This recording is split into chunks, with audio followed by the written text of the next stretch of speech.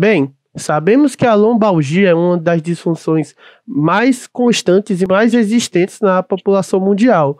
E hoje a gente vai falar sobre ela, só que no contexto esportivo.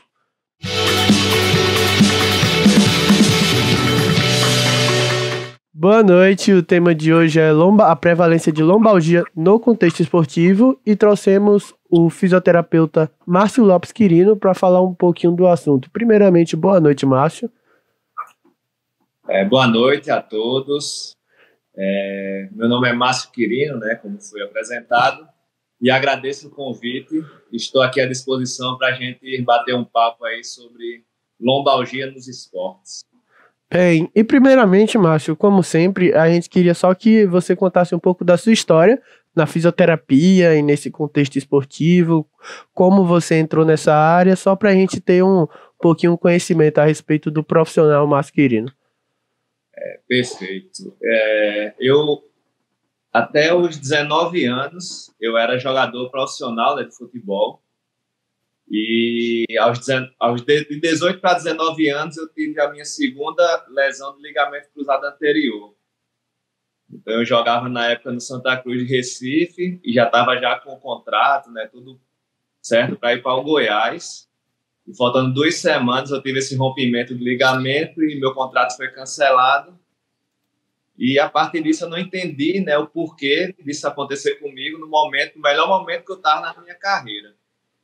E isso aconteceu para me mostrar a fisioterapia, certo? Então, na reabilitação, eu me apaixonei e, a partir da reabilitação, eu já disse aos meus familiares, aos meus pais, ao clube, que eu não iria mais jogar e que iria me dedicar à fisioterapia traumato-ortopédica, que envolve a esportiva, envolve as dores, em geral, de origem músculo-esqueléticas. Então, desde o primeiro período da faculdade eu já entrei focado nessa área, então sempre fui para a parte de monitoria, envolvendo traumato-ortopedia.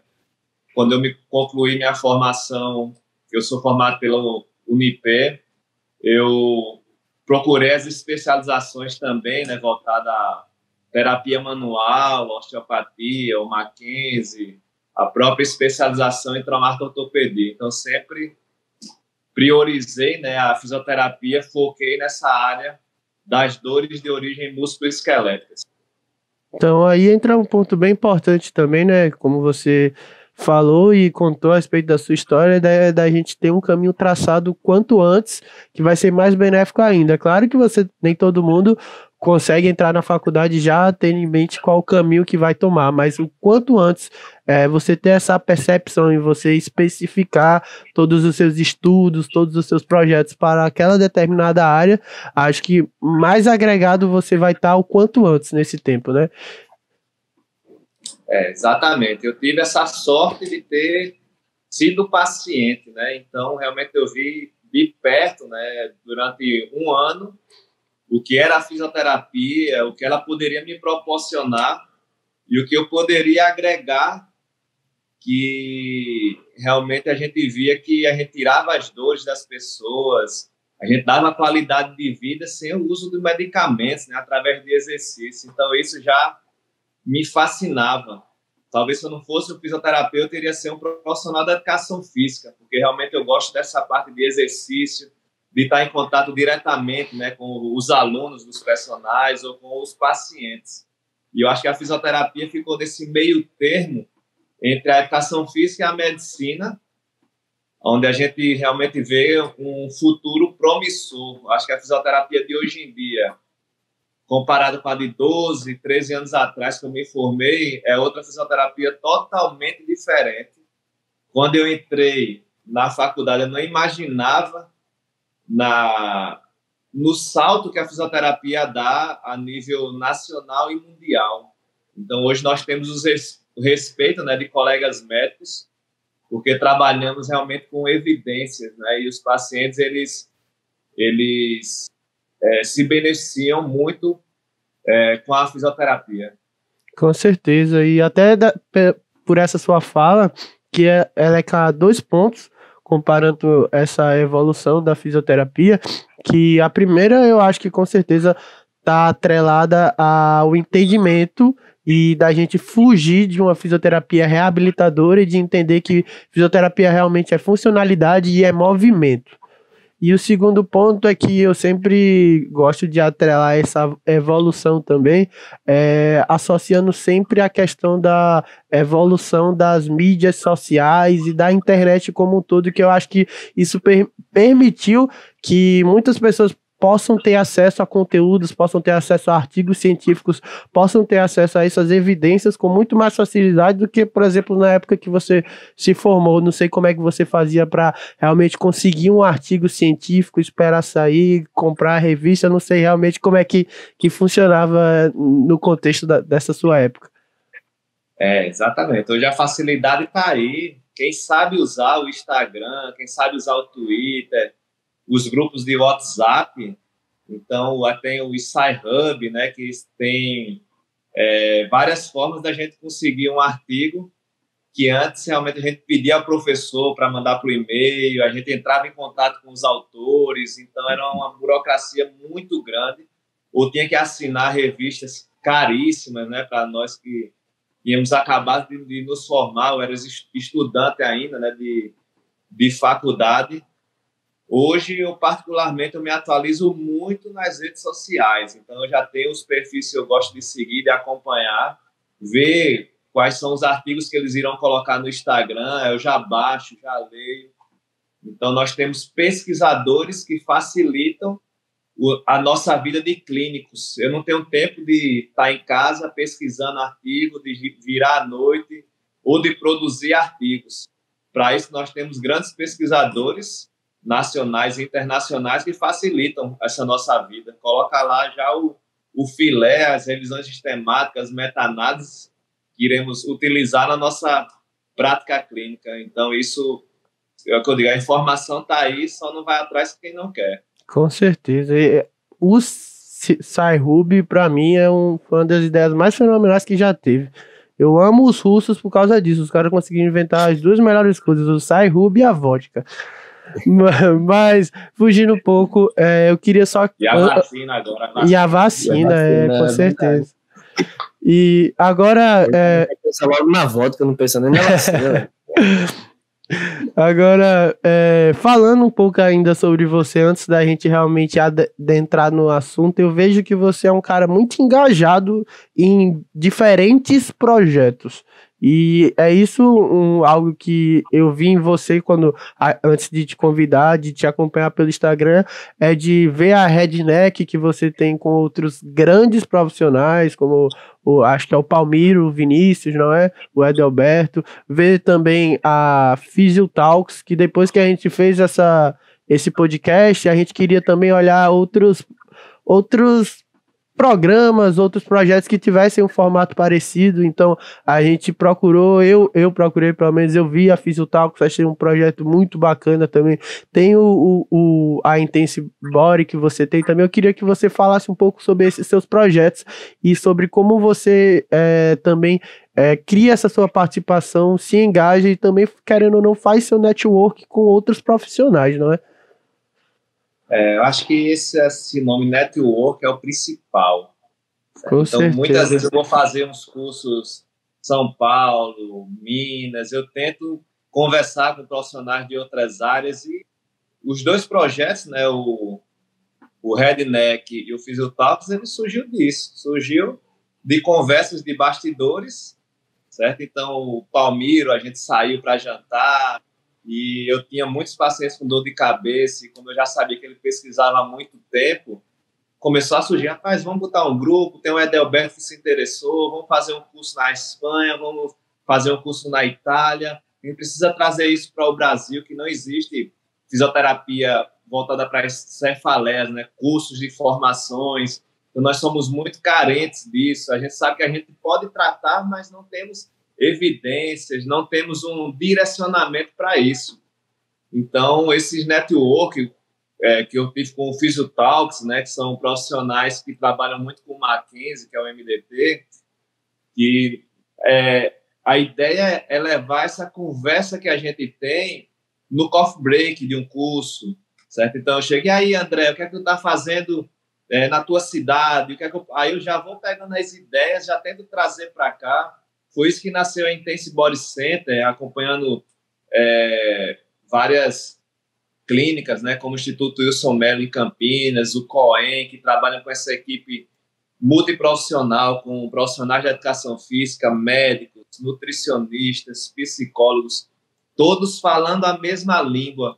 Então, quando a gente montou a Intense, a gente disse, olha, vamos trazer profissionais de educação física e fisioterapeutas que tenham essa nossa linha, que queira realmente usar a prática baseada em evidência, que vê a preferência do paciente, que a gente quer realmente fazer algo diferencial. Então, esses 2 projetos é o que eu sempre digo, que quando a gente trabalha em equipe, quando a gente estuda em grupos, que é isso que vocês estão fazendo, eu acho que cresce todo mundo. Então, eu sempre procurei estar perto de pessoas melhores do que eu. Então, eu nunca queria estar perto de pessoas que não me agregassem nada na minha profissão. Então, sempre quando tinha cursos, né, eu estava lá com o professor, perguntava, na hora do coffee break eu ia lá conversar. Foi com o Palmiro, com o Mulligan, foi com o Edelberto, foi com o José Liberato do Mackenzie. Então, eu sempre procurei fazer amizade com pessoas que realmente eu admiro e que eu sabia que poderiam agregar na minha profissão. Então, é isso que eu vejo. Eu vejo, mais uma vez, o grupo Redneck com pessoas, como você falou, totalmente... acho que chegaram no topo da fisioterapia, mas se a gente falar isso para eles nada, eu tenho muito que aprender. Se eu for olhar agora no meu WhatsApp, eles já postaram artigos para a gente ler hoje para discutir amanhã. Estou no grupo do Telegram lá.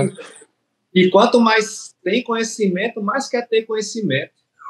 Então, às vezes, nos tira da zona de conforto, que eu olho assim e digo, cara, eu estou começando agora, né, em comparação com esses monstros aí, eu não posso realmente achar que eu sei de tudo e deixar para lá, eu já sei de tudo, não vou mais estudar. Pelo contrário, a gente vê que os grandes nomes da fisioterapia, eles estudam diariamente, estão sempre buscando mais. E quando a gente encontra uma coisinha nova que a gente joga na minha prática clínica, eu vejo a diferença, diz, caramba, realmente eu tenho que saber mais. Às vezes vem um paciente que eu quebro minha cabeça e diz, cara, eu não estou conseguindo raciocinar nesse paciente. Aí eu jogo no grupo, aí um desses colegas já dá uma dica, diz, poxa, vou estudar mais isso daqui que eu realmente não prestei atenção nesse paciente. Então a fisioterapia, como eu digo, é fantástica e ela sempre está nos ensinando. Certo? Então, eu, a partir desse ano, entrei definitivamente com a esportiva, né? Então, fui chamado para trabalhar no Botafogo, então estou lá com os jogadores, estou vendo a realidade, porque antes eu atendia muitos atletas amadores e alguns profissionais que estavam de férias aqui na cidade, né? O Ricardo do vôlei de praia, o surfista o Ítalo Ferreira, então atendia vários profissionais, mas não estava no clube. Então, esse ano, realmente, eu resolvi aceitar o convite e ajudar lá. Tive uma experiência fantástica, como o tema de hoje é lombalgia no esporte. Então, eu fiz o tratamento do Leonardo Moura, agora no Botafogo, que realmente era lombalgia. Então, eu vi realmente que incapacitava ele de querer, de correr, de disputar, de participar de um campeonato de alto nível. A gente viu tanto que a lombalgia é incapacitante nos atletas, de um cara que é regrado, que não bebe, que é um atleta realmente no sentido da palavra, que dorme cedo e teve crise de lombalgia, certo? A gente, se for destacar de outros aí, né, o Marcelo na Copa do Mundo teve crise de lombalgia por conta, teoricamente, de um colchão, né, que a gente sabe que isso daí tem outros fatores biopsicossociais envolvidos. Então, a gente vê que é um tema bem relevante e muito comum na nossa prática clínica, tendo muitos corredores. Agora tem a moda agora do beach tênis, tem o crossfit. Então, tudo isso daí é bem comum no meu consultório. Duas coisas que você falou aí, mas que eu achei interessante, em relação primeiro a linha, né, da academia, que você busca profissionais que estejam na mesma linha, no mesmo pensamento, e a gente vê isso no próprio Instagram da Intense, né? Que o próprio Instagram ele promove esse conhecimento até para a população no geral. E isso é muito importante também, porque tira alguns paradigmas, quebra alguns paradigmas que ficam na cabeça das pessoas. É uma forma de educar as pessoas, que é importante. E a outra coisa é em relação a ciência, né? A continuar estudando, não achar que a gente já sabe de tudo, até porque a ciência ela está se atualizando todos os dias. Hoje uma coisa é certa, amanhã já pode não ser. Então não adianta você ficar parado achando que já sabe tudo e amanhã já tem uma informação nova que quebra tudo aquilo que você achava que era o certo. Então é realmente muito importante que a gente esteja sempre buscando conhecimento, se atualizando e, como você mesmo disse, estar próximo dessas pessoas que agreguem a gente, que ajudem a gente a crescer juntos. Essa é a ideia exatamente de levar a ciência para os profissionais da educação física também. Vem do meu irmão, né, que é Elton Lopes, ele é o responsável técnico aqui da parte da musculação. Ele é integrante de um grupo chamado Team Cérebro. Team Cérebro, conheço. Que é do Paulo Gentil. Paulo Gentil. Então, meu irmão, assim que se formou, ele fez uma postagem lá no Instagram, bem despretensiosa, e na mesma hora, Paulo Gentil foi no particular dele. Disse, cara, que texto legal, não sei o quê. Estou formando uma equipe com vários profissionais da educação física de vários lugares e queria que você participasse. Então, isso daí deu um upgrade assim na carreira dele, né, de personal, porque ele estava com o cara do Brasil, né, em termos de ciência, e era isso, eles formaram um grupo que ficaram dando palestras em todo o Brasil, e para ele, um recém-formado, vamos lá, com o ídolo dele, isso motivou realmente a estudar bastante, a estar discutindo os artigos, né, então eles têm esse grupo que todos os dias discutiam 5, 6 artigos, diariamente. O cara, ele não dormia, esse Paulo Gentil. Aí levava o grupo ao nível máximo. E meu irmão, quando começou a ver isso e começou a crescer os alunos dele, aí ele disse, cara, a linha é essa mesmo, eu não posso parar de estudar, porque os nossos alunos e os nossos pacientes, cada vez mais, eles estão mais atualizados com o Google, muitas vezes com respostas com questionamentos equivocados, né? Mas nós temos que ter realmente uma ciência para poder quebrar esses mitos, né, para essas pessoas. Uhum. Se a gente não tiver argumentos, se a gente não tiver a ciência, a gente vai perder esse aluno, certo? Nós, como eu digo, fisioterapeutas, para discutir com médicos, nós temos que estar com um artigozinho guardado aqui embaixo da blusa, para quando eu começar a discussão, olha, doutor, lê esse artigo aqui, ó. Essa revisão sistemática, meta-análise, tal revista, tal. Opa, rapaz! Então, não tem como a gente querer que as coisas caiam do céu. Se a gente realmente não se esforçar, não fizer um diferencial, a gente vai ser mais um, quanto muitos colegas meus que se formaram que hoje não trabalham na área, porque realmente não se dedicaram e só faziam reclamar da profissão. E hoje eu vejo que é a profissão do futuro. Não tem para onde. Fisioterapia, o profissional da educação física, né, coisas que deixem, que tenha exercício, né, como tratamento, é o que a gente vê. Cada vez mais a fisioterapia deixando de ser mais passiva, como terapia manual, como os eletro, né, TENS, ultrassom, para ser exercício. Então, a partir do exercício, a gente começa a ter raciocínio clínico, a deixar o paciente mais independente e depois engajá-lo numa atividade física regular para mudar seu estilo de vida. Se a gente não focar nessa área, a gente vai ser mais um. E isso daí, realmente, de mais um, o mundo está cheio, né? Tem tantas faculdades de física, tem tanta... O pessoal só faz reclamar. E quando vê, não corre atrás, né? E a gente vê que precisamos cada vez mais de mais profissionais bons. João Pessoa é muito grande, falando especificamente daqui. Então, a gente precisa de muita gente para nos ajudar e cada vez mais relevando o nome da fisioterapia, todos vão crescer juntos. Com certeza. Realmente seu irmão saiu da categoria de base direto para a seleção brasileira, né?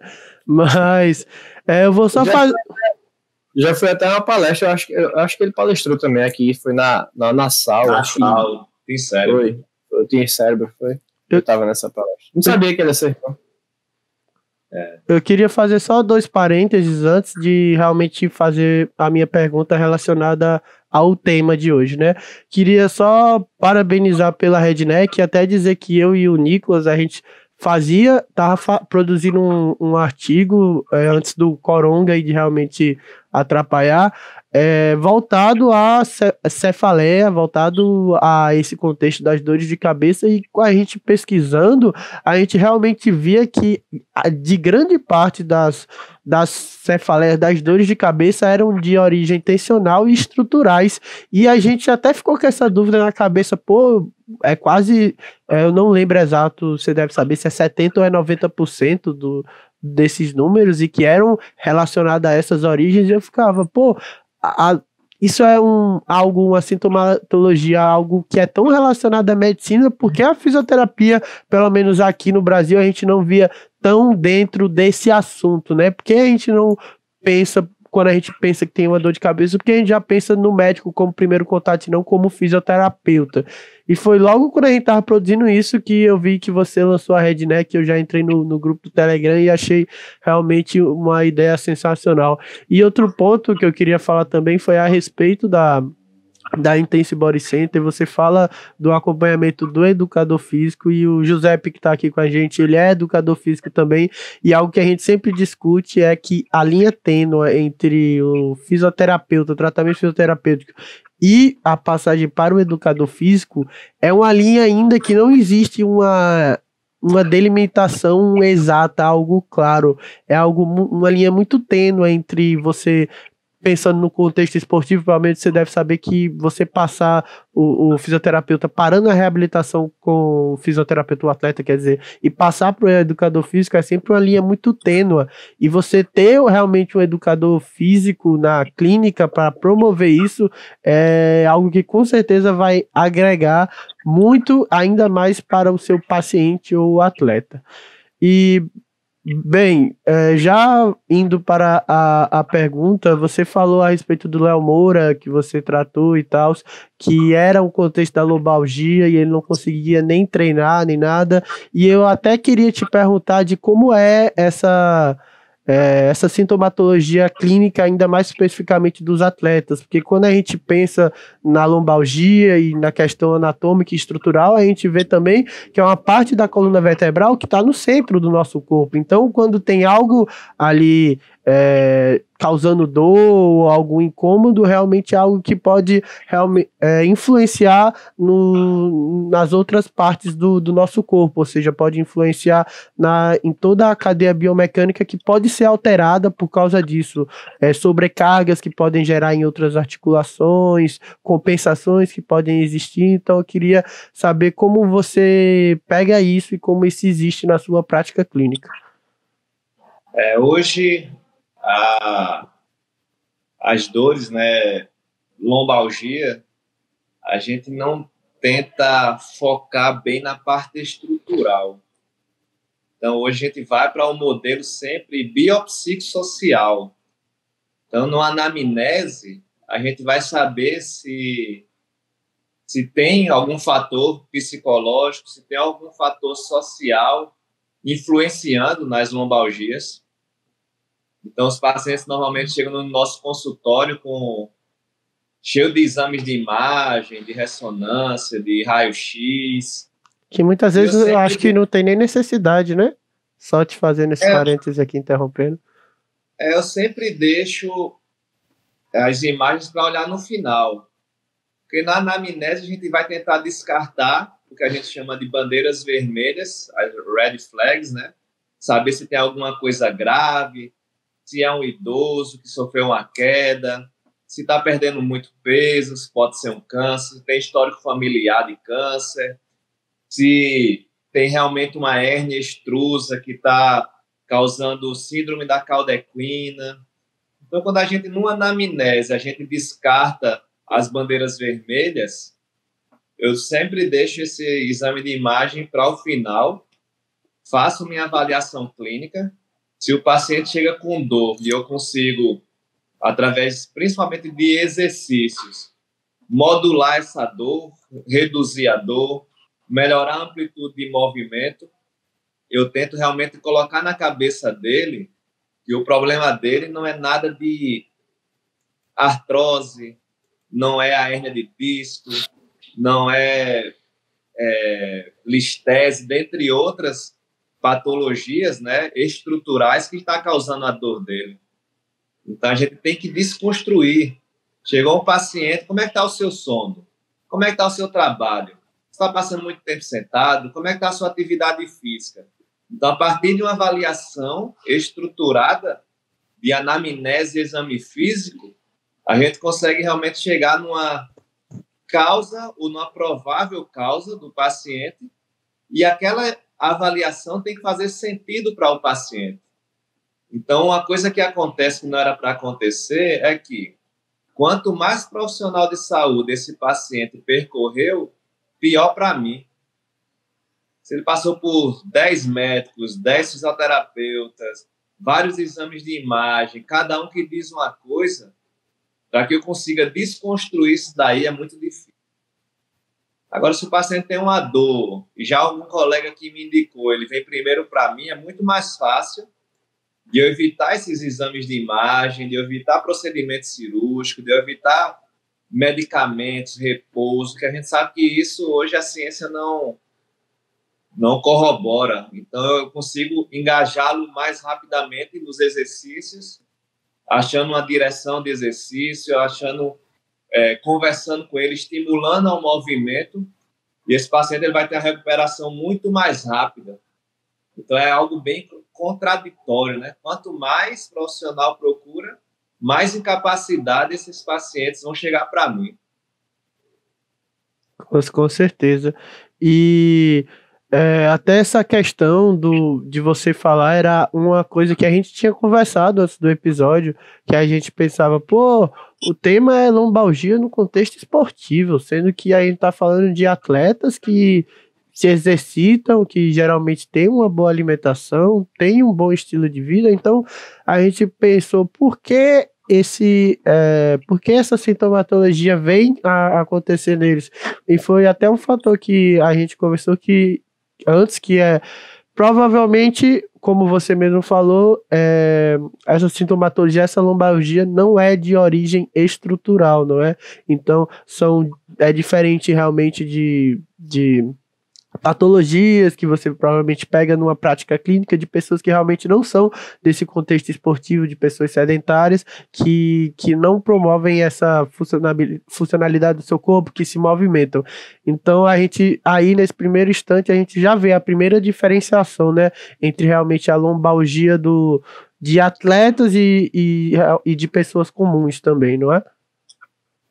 Como diz, o atleta profissional, a gente tem diferenciado o atleta amador do atleta recreativo, né?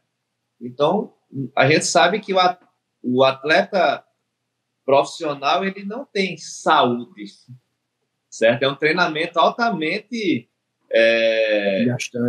desgastante, né? Agressivo. Então, o jogador de futebol, ele joga no domingo, vai jogar na quarta-feira, mas dentro disso ele está treinando. E tem, como eu falei, a pressão da torcida, tem a pressão do patrocínio, tem a pressão do jogo. Então, nós temos vários fatores psicológicos que acometem também os atletas profissionais.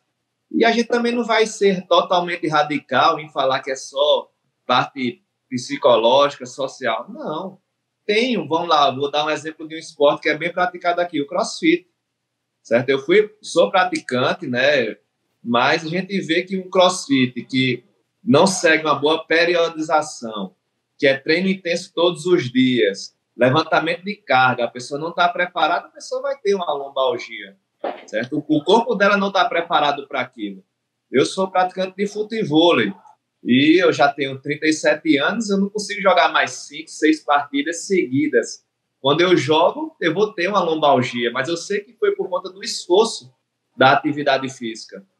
Então, sempre a gente fala, né? Não existe receita de bolo. Então, na fisioterapia, a gente tem que avaliar, tem que saber o que levou àquela lombalgia. Cada caso é diferente. Como eu digo, pode ser uma noite mal dormida, pode ser um estresse, pode ser por esforço repetitivo, certo? Gerou uma sobrecarga local no corpo que não estava preparado para aquilo. Então, é muito diversificada, principalmente na linha do esporte. E outra diferença que eu tenho de atletas e não atletas é que eu tenho que recuperar ele para ontem. Então, eles chegam para mim e dizem, olha, Márcio, eu não posso parar de correr. Eu vim para você porque eu soube que você trata, não pede muito repouso, dependendo do caso, porque se eu parar de correr eu vou perder meu rendimento e eu tenho uma prova daqui a 3 semanas. Então, um jogador de futebol que tem uma dor hoje, ele já tem que estar bom para quarta-feira, para o final de semana, para jogar. Então, eu sempre digo que esses pacientes, nós temos que trocar o pneu do carro com o carro andando. Certo? Eu digo, olha, diminui um pouquinho o volume, vamos por aqui, ó.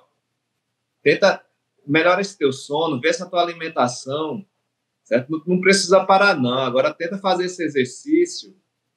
Então, a gente, quando lida com atletas com dor lombar, a gente tem que ter esse feeling, a gente não pode bater de frente com eles, para tudo, deita, não faz nada, porque ele diz, vou procurar outro profissional. Então, é o backfire effect, é o tiro pela culatra. Agora, quando ele chega para mim, que eu consigo fazer com que ele entenda o problema dele, com que ele consiga reduzir, não para, reduz, diminui o volume, porque a gente precisa dar um passozinho atrás para dar mais 10 na frente, para você voltar o mais rápido possível. Eu sempre falo muito isso, para você melhorar o rendimento na sua atividade.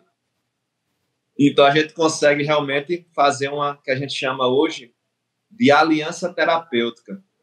Poxa, Márcio não mandou parar, estou animado, vou fazer o que ele mandou para eu voltar o mais rápido possível. Então, a gente tem que entender a característica de cada pessoa, como a gente vai abordar os pacientes, para que a gente não bata de frente e perca esse paciente. Essa parte de entender, de comunicação é fundamental. Com certeza. Uma coisa que você falou aí que eu acho muito importante é realmente o descanso e a dormida e a alimentação, né?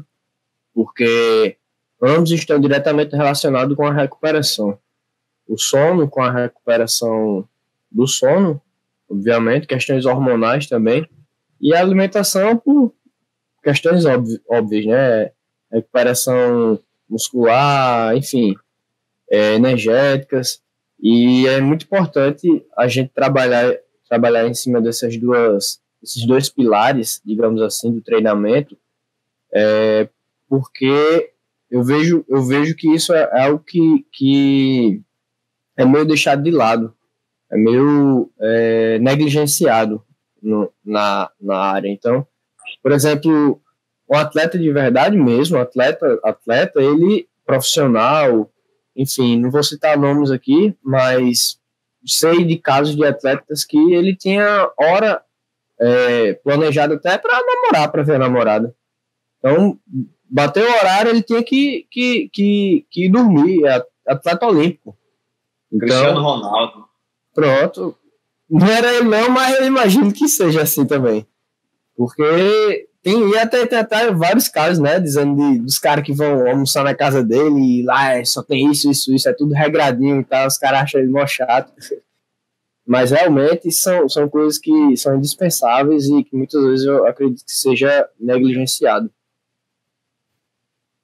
Isso aí. Acho que cada vez mais é o trabalho multiprofissional, nutricionista, psicólogo, fisioterapeuta, médico, profissional da educação física.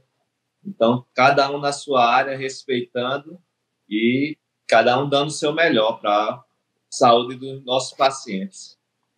Perfeito. E falando um pouco sobre o que você falou anteriormente, de você tratar o atleta e não realmente tirar ele do esporte, que imagino que seja o principal desafio de um fisioterapeuta esportivo.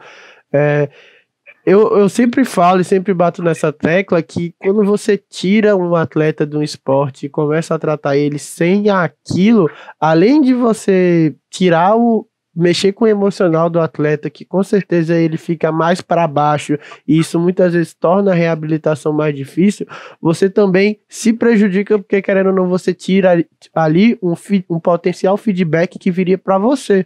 Porque quando você trata ele e ele continua treinando, você sempre tem aquele feedback de: e aí, treinou essa semana? Como é que foi? Treinou de boa? Teve algum desconforto? Bora aumentar a carga de treino, bora voltar para como estava, bora mexer aqui, bora mexer ali. Então, realmente você ter esse feedback de quando ele está treinando, eu acho que é um fator que a gente deve utilizar ao nosso favor, principalmente, não é? É esse contato que nós temos que ter com o treinador, certo? Com o preparador físico, né? Então, a gente tem esse contato com o preparador físico do Botafogo. Olha, quando eu dei alta para o Léo, entrei em contato, disse: olha, o problema dele está sendo esse, ele tem que começar com esse tipo de treinamento, e aí, à medida que ele for evoluindo, você vai vendo essa parte de capacidade cardiopulmonar, aí é com você, mas por enquanto ele não pode fazer isso, nem isso, nem isso. E é isso que a gente prima. Eu vou liberar um paciente para uma assessoria de corrida, eu tenho que saber como é que está o volume de treino, eu tenho que conversar lá com o profissional que está fazendo a planilha, eu tenho que entender de um treinamento de crossfit para eu poder saber quais exercícios que ele não deve fazer por enquanto. Então, esse contato também é muito importante. E, quando a gente trata o paciente, mais uma vez, através de movimentos, nós temos mais... como é que eu posso falar? Nós temos mais caminhos para conseguirmos direcionar melhor a atividade física. Então, vamos lá, o MDT, que é o Mackenzie, ele nos dá uma possibilidade de encontrar uma preferência direcional para o paciente. O paciente tem vamos lá, o próprio Léo Moura, ele estava com a lombalgia, quando eu comecei a fazer a extensão de coluna, ele melhorava, quando eu fazia a flexão de coluna, ele piorava. Aí, quando eu liberei, eu digo: olha, evita fazer abdominal. Se ele for fazer abdominal, fazer muito alongamento com flexão de tronco, ele vai travar. Então, os exercícios têm que ser sempre em neutro ou extensão, até conseguir desprogramar e fazer uma exposição gradual para a flexão. Então, eu vou liberar um aluno para um Pilates. Eu tenho que saber qual a direção que esse paciente vai piorar e qual que ele vai melhorar. Então, quando a gente procura e encontra uma preferência direcional através de exercícios, é muito mais fácil esse contato com outros profissionais. Eles vão entender do que antes, quando eu trabalhava mais com osteopatia, que eu manipulava, o paciente saía sem dor. Aí, muitas vezes, o profissional ligava: mas o que é que eu devo fazer com esse paciente? Eu digo: cara, eu não sei. Só tratei passivamente aqui, tirei a dor dele aqui, mas aí tu vai fazendo exposição gradual nele. Por isso a importância da gente sair muito da parte passiva, que eu sempre gosto de utilizar esse nome. Eu uso a mão, eu uso a osteopatia, o Mulligan, o Maitland, para abrir uma janela terapêutica, para reduzir a dor desse paciente, para que eu consiga introduzir na atividade física o mais rápido possível. Então, sempre eu uso a mão para poder fazer o exercício, não só usar a mão e liberar o paciente. Perfeito. Eu acho que um ponto bem importante aí que você falou, e que é algo que o Bruno Gilberto, que ele é fisioterapeuta do esporte lá de Recife, que ele falou no workshop que eu participei, que é a comunicação entre o profissional da fisioterapia e o educador físico, principalmente num contexto de clube, ela é fundamental, porque se eu, como profissional da fisioterapia, não tenho confiança no profissional da educação física, ou se ele também não tem confiança em mim, esse caminho, essa reabilitação, esse tratamento desse jogador, dessa dor, ela vai ser mais demorada, porque se eu não confio que ele vai fazer o que eu pedir, eu vou demorar mais para liberar ele realmente para seus treinamentos. Então, o quanto essa comunicação for mais livre e cada profissional realmente entender, não invadir o espaço do outro, mas entender que você tem realmente que conversar e que se aquele profissional tratou ele talvez tenha um conhecimento maior do caso. Acho que esse caminho vai ser melhor, principalmente, claro, para o atleta, não é? Hoje, no início eu tive um pouco de dificuldade de ter essa conversa, né, com os profissionais de educação física, porque alguns diziam, Márcio, aqui eu sou educador físico, tu não pode se meter aqui no meu trabalho, não. Fizesse o teu, tu liberou. Aí o paciente ia com ele, eu disse, olha, falei com ele, ele realmente achou que ele entende e ele vai fazer seu treinamento. Aí o paciente ia fazer e piorava. Aí voltava para mim, eu dizia, olha, infelizmente se você continuar com esse profissional vai acontecer isso, eu vou melhorar e ele vai te piorar.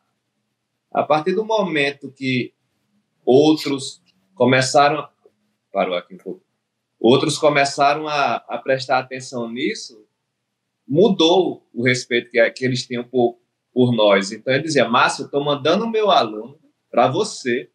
Eles pagam do bolso dele. Disse, olha, eu vou pagar, porque fulaninho disse que ele tinha que parar de treinar comigo, então eu vou perder esse aluno, para você avaliar e você me dizer o que é para eu fazer. Aí o aluno, poxa, está tendo a comunicação entre um educador físico e um fisioterapeuta. Então, agora eu estou confiante no meu educador físico, eu sei que ele não vai fazer besteira. Então, o educador físico, muitas vezes, eles estão agora fazendo cursos de fisioterapeutas. No curso que eu ministro aqui em João Pessoa, a grande maioria são profissionais de educação física. Estão vindo muitos médicos também, mas poucos fisioterapeutas. Porque os educadores físicos estão estudando biomecânica, eles estão estudando neurociência da dor, eles estão estudando coisas que os alunos dele, todo mundo tem dor. Poxa, eu não posso agachar? Peraí, você pode. Por conta disso, disso e disso. Os alunos olham, como é que você... Aí começa a conversar com o paciente, a fazer educação em dor, ganhou esse aluno não deixa mais profissional da educação física. Então, cada vez mais, a fisioterapia e a educação física estão aqui, ó. Um vai depender do outro, a gente vai depender dele estar encaminhando o paciente para a gente, e eles vão depender da gente estar mandando de volta com exercícios adequados, né? Ele já falando a mesma língua que a gente, ele entendendo o que é uma preferência direcional, o que é medo e evitação, o que é antecipação do movimento, controle motor. Então, isso facilita muito o nosso trabalho. É fundamental. Uma coisa que eu ia falar era justamente isso. Nós, da educação física, a gente tem que ter a mente aberta de entender que não é o fisioterapeuta, não está invadindo o espaço da gente, não. É um trabalho em conjunto, os dois têm que estar atuando juntos, em prol do mesmo objetivo. Então, se você ignora isso aí, você está fadado ao fracasso, porque você vai deixar de recuperar o seu aluno, o seu paciente, e vai piorar a situação dele, pode agravar a situação dele ou retornar a uma situação que se encontrava controlada ou estável. E eu falo por mim, quando eu percebi isso, eu entrei no curso de fisioterapia. Agora eu estou cursando fisioterapia, já sou formado em educação física há 3 anos e agora estou na fisioterapia não para atuar como fisioterapeuta, mas para ter esse valor aí, para dar uma agregada ao conhecimento e a gente saber as melhores formas de atuar com os alunos, os pacientes, né? Exatamente, era isso que eu sempre conversava com meu irmão, né? Ele, na época que ele estava na faculdade, eu também estava fazendo paralelamente. E eu dizia, Elton, se teu aluno vir com a dor no ombro por conta disso e disso, o que é que tu faz? Ele, sei não. E se ele tiver uma dor no joelho e disser para ele não agachar, o que é que tu vai fazer? Sei não. Então a gente começou realmente a conversar, certo? A trocar essas figurinhas e disse, olha, uma academia tem que ter fisioterapeuta. Não tem como academia não ter, porque vai chegar gente lá que está com a lombalgia, que está com a dor no joelho, e não é obrigação do profissional da educação física saber quais são os exercícios mais adequados, saber de angulação de proteção, não. Como não é obrigação do fisioterapeuta entender de periodização, de exercício metabólico, exercício tensional, não, mas eu tenho que saber também. Então, eu tenho que entender como é que está sendo o treinamento desse cara. Ele está com a dor no joelho, está com a tendinite patelar. E esse personal está fazendo treinamento tensional nesse cara. Olha, não pode, bicho. Eu vou ter que entrar em contato. Ei, fulaninho, muda um pouquinho, trabalha mais o treinamento metabólico, aumenta a repetição, diminui a carga, não sei o que, está causando tensão nesse tendão e não está melhorando. Então, a gente não vai invadir a área do educador físico, mas a gente tem que entender para que exatamente essa conversa seja de igual para igual, certo? Como eu digo, já fiz vários cursos do Paulo Gentil, do Arruda, meu irmão traz aqui o Boscolo, sempre quando traz um profissional de educação física aqui para a Intensa, eu estou lá fazendo curso, estou lá estudando, agora há pouco tempo o Daniel, então a gente tem que estar... Boscolo é sensacional, né, bicho? A gente tem que estar entendendo para poder ter a mesma língua, certo? Não adianta eu estar tratando aqui e o cara está fazendo um tipo de exercício que está machucando meu paciente, não, se está com volume mais alto. Quer dizer, ei, diminui um pouquinho o volume aí, ó, faz menos cargas. Caramba, tu tá fazendo um treinamento com 10 exercícios para membros inferiores. Poxa, vamos trabalhar mais multiarticular. Aí quando eles veem a gente falando na mesma língua, eles dizem, epa, peraí, esse cara, eu tenho que realmente conversar de igual para igual, certo? Entender, e é isso. Quanto mais a gente abre a mente, mais parceiros a gente vai ter. Como diz na fisioterapia, o que é que está estudando muito agora? Fatores biopsicossociais. Então, muitas vezes eu estou atendendo um psicólogo aqui, um paciente meu, e começa a falar de terapia cognitiva comportamental, de mindfulness, não sei o que. Diz, poxa, Márcio, como é que tu... Aí eu disse, olha, a gente tem que entender. O paciente chega para mim, eu tenho que fazer uma base nele para incentivar a movimentar, então eu tenho que ter essa parte de neurociência, de educação em dor, da psicologia, boa. Quando eu vejo que realmente é algo depressão, ansiedade, que eu não consigo, sei, procura um psicólogo, realmente um profissional mais adequado, que eu não vou conseguir resolver teu problema. Mas muitas vezes, quando é o básicozinho, a gente consegue, porque nós somos o profissional mais capacitado de fazer essa ligação, né, entre mente e corpo, né, incentivar a movimentar. Então a gente tem que ter essas estratégias também. Com certeza, está tudo agregado, né? Márcio, eu queria mudar um pouquinho o rumo da nossa conversa só para fazer uma pergunta voltando ao que a gente estava falando sobre a questão da lombalgia no contexto esportivo.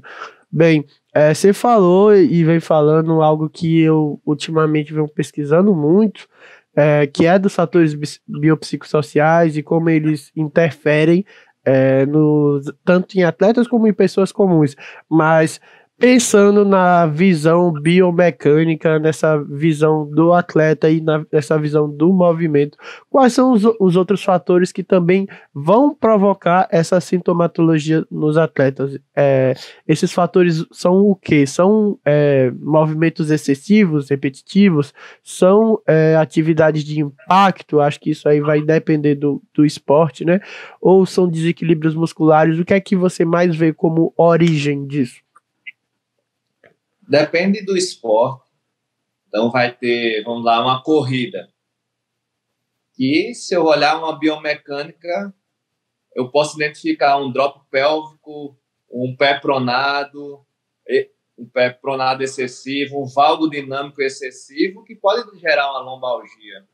Então eu tenho que entender de biomecânica, eu sempre digo isso, né? Eu não posso negligenciar nunca.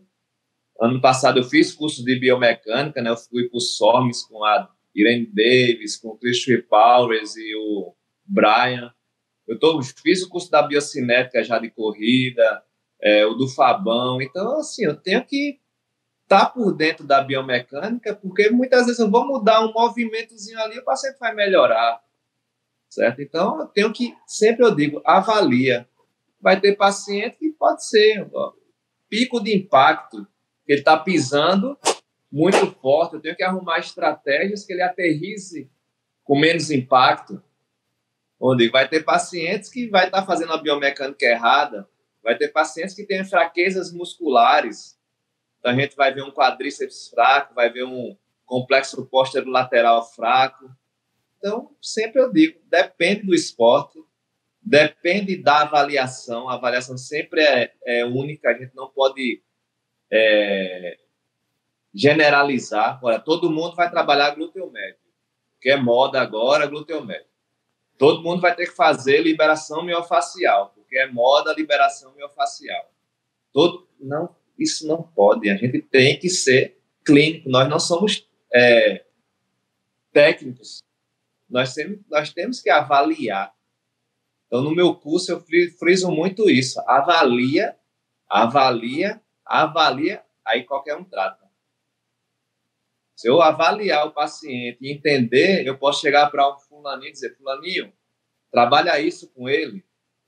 Agora, muitas vezes, na saúde é o quê? Eu quero tratar, aí eu vou querer ver o resultado que vai dar, pode piorar o paciente, e aí? Então, atleta é isso. Busca, conversa. Muitos atletas eles vão achar que sabem mais do que você. Olha, eu já corro há 30 anos. E tudo que tu tá me dizendo não é o que eu sei. Eu aprendi desse jeito. Esse cara, não é assim. A ciência hoje mudou. Olha, vê isso aqui, ó. Eu tento jogar alguma coisa na prática clínica, demonstrar, fazer com que a dor dele mude do lugar. Tem pacientes que têm a dor no joelho, eu faço o movimento da lombar, a dor do joelho dele para. E aí? Para eu explicar isso para ele, que não é o impacto da corrida. Que ele tem que agachar, porque disseram que o agachamento gera condropatia, que o agachamento vai causar hernia de disco. Se eu realmente não conseguir entender, comunicar com esse paciente, eu não vou conseguir trazer ele para uma aliança terapêutica. E até esse fator de você falou da avaliação e de você realmente entender e ir diretamente nos pontos, algo que eu vejo muito a galera batendo na tecla é que a avaliação ela é seu primeiro contato. E quando você faz uma avaliação inesquecível naquele paciente, que você realmente investigou a fundo, que você vai falando coisas para ele e ele falando, é isso aí, como é que ele sabe? Acho que é esse primeiro contato que aquele paciente, que você vai fidelizar aquele paciente, que você vai realmente adquirir a confiança dele e com essa confiança você usar ela ao seu favor, assim ele realmente vai realizar os exercícios que você pede, assim ele realmente vai, talvez, não tirar, mas reduzir a carga de treino que você pediu. É assim que realmente ele vai andar ao seu lado e essa reabilitação ela vai ser mais efetiva, não é? É isso que eu sempre passo aqui para a minha equipe, para os profissionais de educação física, certo? Eles fazem, cada aluno que faz musculação, eles passam por avaliações rigorosíssimas, certo? Com bioimpedância, com avaliação mesmo de força, de amplitude de movimento. Eu disse, para você prescrever um treino para um aluno aqui, você tem que avaliar, você tem que saber quais músculos que estão fracos. Aqui a gente usa dinamômetro manual para avaliar, saber realmente qual músculo que precisa ser trabalhado. Então, eu digo, olha, a avaliação é fundamental.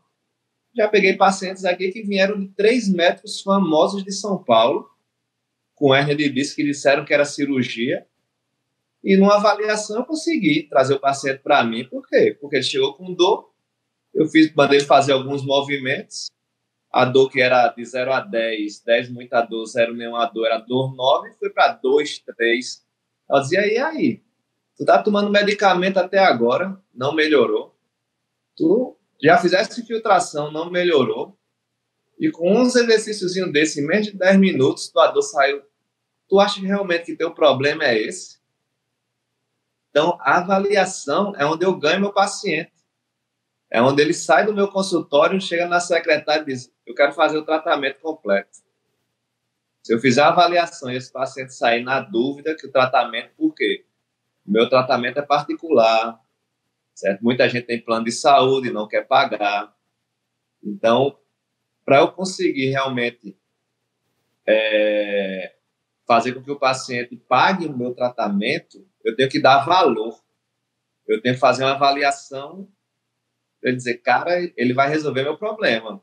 A solução é essa. Então, tem gente que não tem condição, faz uma vaquinha, pega com um dali, porque diz, poxa, a avaliação foi muito boa, ninguém fez uma avaliação dessa. Então, sempre eu bato muito nessa tecla, avalia. Porque o que vende na fisioterapia é técnica. Se for botar um curso amanhã de liberação miofascial, lota. Muita gente chega no meu Instagram, mas tu não vai fazer um curso de técnica não, de osteopatia, de liberação. Meu curso é raciocínio clínico. Você vai ter que pensar. Depois que você sabe, você entende o paciente, qualquer coisa que você for usar vai melhorar. Se você for bom no Mulligan, vai melhorar. Se você for bom na osteopatia, vai melhorar. Se você for bom na quiropraxia, no Maitland. Agora, pensar ninguém quer. Todo mundo quer o quê? Chega, deita, pronto, vá-se embora. Cadê a avaliação? Então, sempre eu bato nessa tecla. Entenda seu paciente.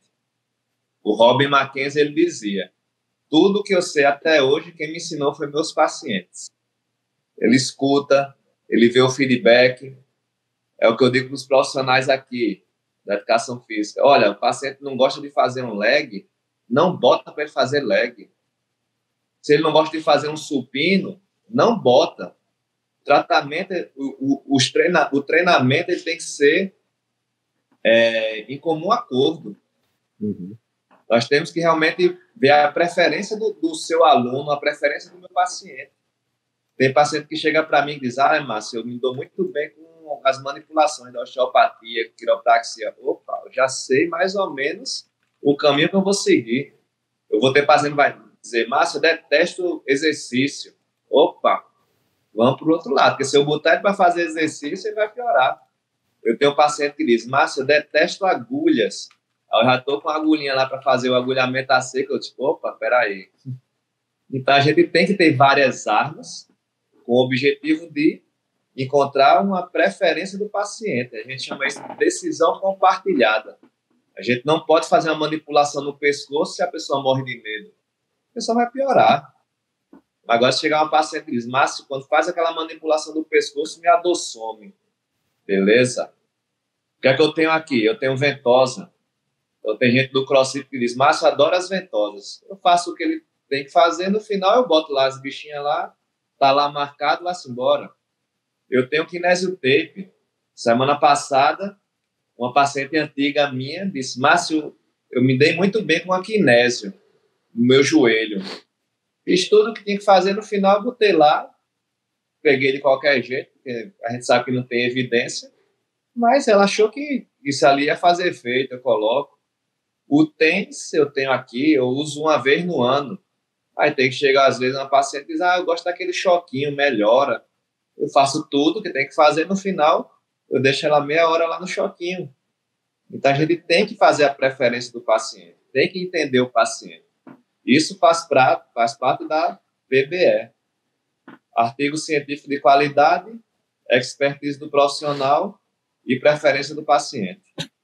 Com certeza. E até o que você falou mais anteriormente do paciente chegar para você e você potencialmente tirar de uma cirurgia, tirar de um medicamento, e a gente sempre tem que dar essa preferência ao tratamento fisioterapêutico do que a esses outros métodos, no meu ver, não necessariamente porque é melhor. Se a evidência mostrar que pelo menos o resultado para ambos é iguais, você tem que dar preferência aos movimentos e aos exercícios, porque quando se tem uma piora com a cirurgia, geralmente essa piora vai realmente potencializar a dor pior, vai talvez precisar de outra cirurgia para reverter algo. A gente sabe que muitos medicamentos para dor, principalmente esses medicamentos muito fortes, eles têm muitos efeitos colaterais relacionados à depressão, então é algo que a gente também vê a dor relacionada com o fator biopsicossocial, então a gente sempre tem que estar atento também para isso, e que realmente é isso, a fisioterapia é movimento. A gente tem sempre que atrelar ela com isso, com os exercícios físicos que a gente pode fazer. E outro ponto que você falou também é essa questão do raciocínio clínico, de você estimular isso no seu curso, e que eu acho que o raciocínio clínico é a maior arma de um fisioterapeuta, porque não adianta também você ter um monte de técnicas e quando o paciente chegar na sua clínica, você só ir fazendo tudo, esperando que algo dê certo, sem realmente entender o quadro do seu paciente, que quando você entende, você tem esse raciocínio clínico aguçado, você vai diretamente ao ponto, você vai diretamente realmente ao que precisa e o seu paciente necessita, você vai no que ele necessita, você vai no fator que realmente na origem do problema é que vai melhorar ainda mais rápido ele, né? É aquilo que a gente fala, né? Tem que ser um sniper, né? Você só tem uma bala ali, eu tenho que ser certeiro. Não adianta pegar uma metralhadora, sair atirando para todo lado e não acertar o alvo. É muito melhor gastar uma bala. A gente vai lá e acerta do que ir para a sorte, né? Tentar a sorte, ver se dá certo. Se ele piorar, acaba a sua carreira, ele vai falar mal para todo mundo. E se a gente acerta com uma, esse daí vai trazer mais 10 no outro dia. Com certeza. E aqui eu acho que a gente já vai encerrando, né? Tem pela questão do horário aí, pro Márcio não ficar preso na clínica. E, Márcio, só antes de encerrar, eu queria agradecer a você. A gente fica muito feliz quando tem um profissional da nossa cidade realmente topando e que é tão engajado assim como você. A gente realmente vê como espelho.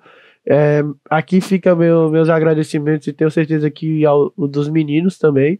E eu queria só que você pudesse encerrar, como a gente sempre pede, com um recado que também vai servir para a gente, um recado para aquelas pessoas que estão na graduação, que talvez estejam tentando se encontrar ou já têm sua área de destino, se você pudesse passar um recado para o Márcio do segundo, terceiro período ali iniciando, o que é que você passaria para ele? Primeiro eu gostaria de agradecer, né, mais uma vez o convite.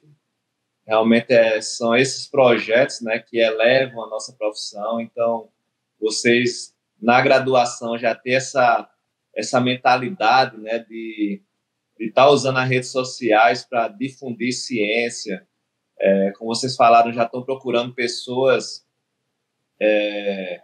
no Instagram, referências que realmente traz qualidade, né, a nossa fisioterapia. A gente sabe que tem muito, vocês se tornam uma presa muito fácil quando saem da faculdade, de super estágio da fisioterapia, que realmente não vai contribuir muito com sua profissão.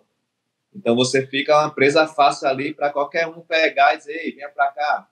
Agora, quando você sabe interpretar artigos, você lê ciência, você realmente vai procurar mais os profissionais que realmente contribuem de forma em potencial para a nossa profissão.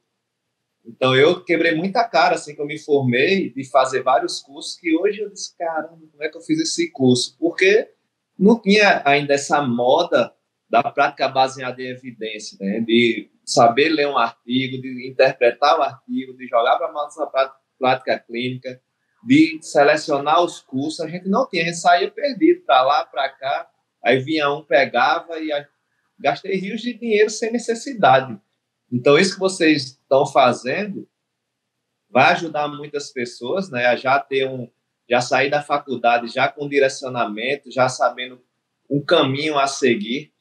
Como eu sempre falo, eu sou fascinado pela profissão, então eu adoro estar batendo um papo, conversando sobre isso. Então, pode me chamar quantas vezes quiser, porque realmente é uma satisfação.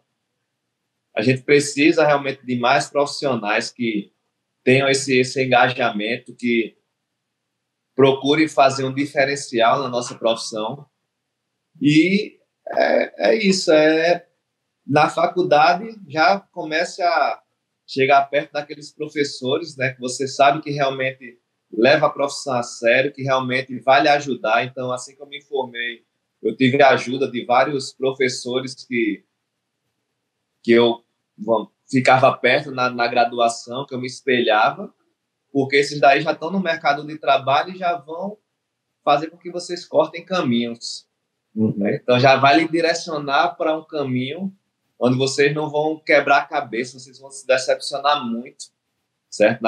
Assim que vocês se formam, vocês vão ver um mercado assim, que vai uma pessoa que antes de lhe formar diz, olha, vem para mim que eu estou precisando de tu trabalhar comigo.